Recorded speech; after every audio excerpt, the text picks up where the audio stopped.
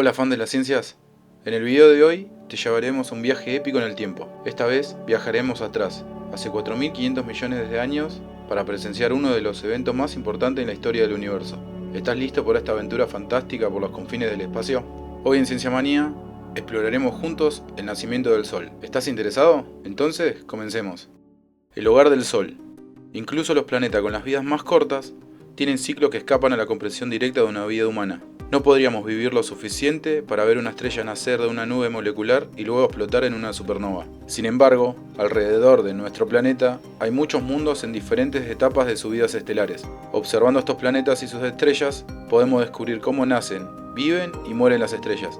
Este conocimiento es clave para entender la historia de nuestro propio Sol. Todo comienza con las nubes moleculares, conocidas como la cuna de las estrellas. Hace mucho tiempo, en nuestra propia galaxia, había una enorme nube de moléculas de gas de hidrógeno. ¿Cómo se ve esta nube molecular? Podría parecerse a los famosos pilares de la creación en la nebulosa del Águila. Estas nubes, con masas de cientos de miles de millones de veces la del Sol, extendiéndose a lo largo de varios parsecs, son el lugar donde comienza la historia de nuestra estrella. Aunque la densidad de materia en las nubes moleculares es baja, dentro de este espacio aparentemente vacío, la materia comenzó a condensarse debido a fluctuaciones en el espacio, formando pequeños cúmulos sólidos. Estos cúmulos crecieron, acumulando más material y calentándose hasta que la temperatura en su núcleo alcanzó millones de grados, dando inicio a la fusión nuclear. Así nacieron las primeras estrellas en la cuna del Sol. Con la nube molecular como fondo, 1, 2, 3 o 10 puntos de luz comenzaron a brillar. Esto pudo haber sucedido cientos de millones de años antes del nacimiento del Sol. Las primeras estrellas que nacieron en esta nube molecular podrían haber sido gigantes azules o supergigantes azules, similares a Rigel. Su masa es decenas de veces mayor que la de nuestro Sol. Aunque tienen materiales muy ricos, aún no pueden evitar apoderarse de las propiedades de otras estrellas. Estas estrellas recién nacidas son como los abuelos del Sol, emitiendo una luz intensa y siendo extremadamente calientes. Si la Tierra orbitara a estas estrellas a la misma distancia que actualmente orbita alrededor del Sol, se quemaría hasta convertirse en carbón en muy poco tiempo. La madre del Sol. Cuanto más masiva es una estrella, más brillante será y más activa será su vida. Cuanto más activa es una estrella, más corta es su vida útil. Así como disfrutar demasiados caprichos puede afectar la salud de una persona, las estrellas más masivas también pagan el precio de su exuberancia con vidas mucho más cortas. Las gigantes azules, por ejemplo, no viven mucho tiempo. Su lema podría ser tranquilamente: vive intensamente y muere joven. La vida útil de una estrella gigante azul es de solo una decena de millones de años. Las estrellas nacidas en las nubes moleculares que mencionamos antes también comparten el mismo destino. Estas estrellas terminan su vida con una explosión espectacular llamada supernova. Lo que queda después de la explosión puede convertirse en una estrella de neutrones o en un agujero negro, dependiendo de la masa remanente en ese momento. Pero esto no significa que el material utilizado para formar estrellas se haya desperdiciado. Las estrellas tienen un ciclo único llamado reencarnación cósmica. Cuando una estrella muere, nacen nuevas estrellas a partir del material restante. Cuando se produce una explosión de supernova, el material alrededor de la nube molecular es expulsado, y las áreas más densas de la nube molecular se llenan de elementos más pesados que el helio y continúan expandiéndose. Los astrónomos llaman a estos elementos metales. Cada estrella del universo es como un laboratorio de fusión nuclear, y en ellas se pueden sintetizar elementos incluso más pesados. Cuanto más denso es el material contenido en una nube molecular, más estrellas pueden nacer.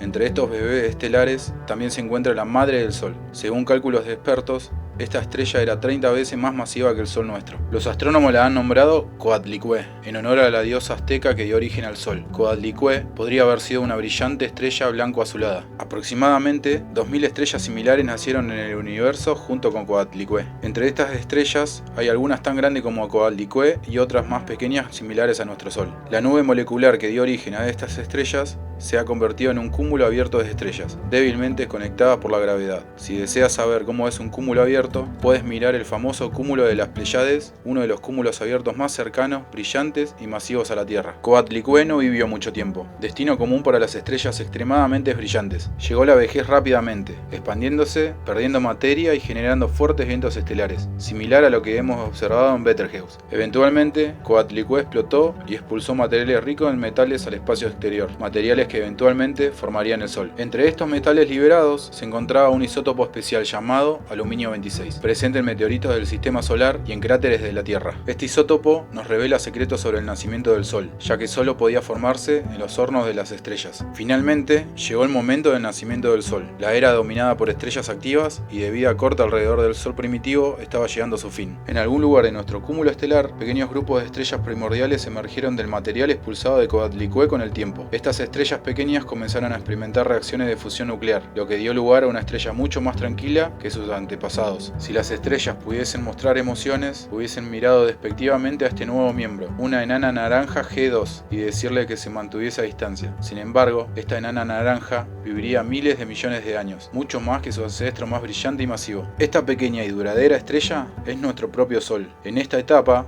el cúmulo de estrellas que le dio origen ya no formaba nuevas estrellas. Las jóvenes estrellas habían consumido toda su materia y se habían quemado, quedando solo las más longevas en el cúmulo. La cantidad de material disponible para formar nuevas estrellas se redujo, dispersándose por el universo debido a explosiones de supernovas o ionización. Nuestro cúmulo abierto comenzó su camino hacia el colapso. La energía que conectaba los diversos materiales dentro del cúmulo se debilitó y fue afectada por las fuerzas de marea de los cúmulos estelares y las nubes interestelares circundantes. Quizás el Sol fue arrastrado por la gravedad de la Vía Láctea antes de comenzar a arder, convirtiéndose en un miembro común de la galaxia. Hoy en día es difícil encontrar el cúmulo estelar que dio origen al Sol. Ha orbitado el centro de la Vía Láctea 18 veces desde su nacimiento, y cualquier agujero negro o púlsar podría ser los restos de Coatlicue. Sin embargo, sin la presencia de aluminio 26 cerca de estas estrellas o un análisis espectral detallado, es difícil confirmarlo. La juventud del Sol.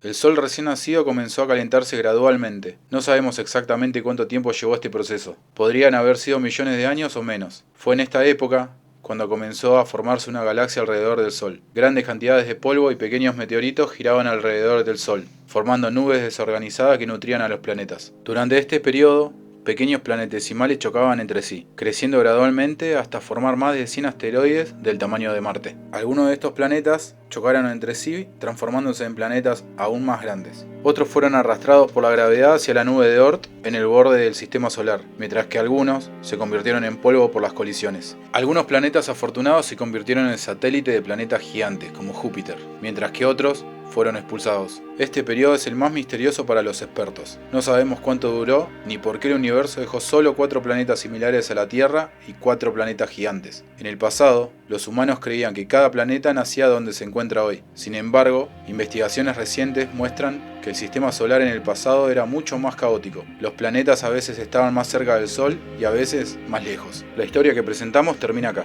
hace 4.500 millones de años. El Sol nació en el universo y comenzó a brillar sobre los primeros planetas. Cuando el Sol decidió quién serían sus planetas, dejó de lado el polvo y los planetesimales inútiles. Los océanos aparecieron en la Tierra, marcando el inicio del Eón Adiano. La primera era geológica, pero esa es otra historia. Mientras tanto, suscríbete al canal para mantenerte al día con todo lo que subamos. Y dale un me gusta que me costó un montón editar esto. Nos vemos en el próximo.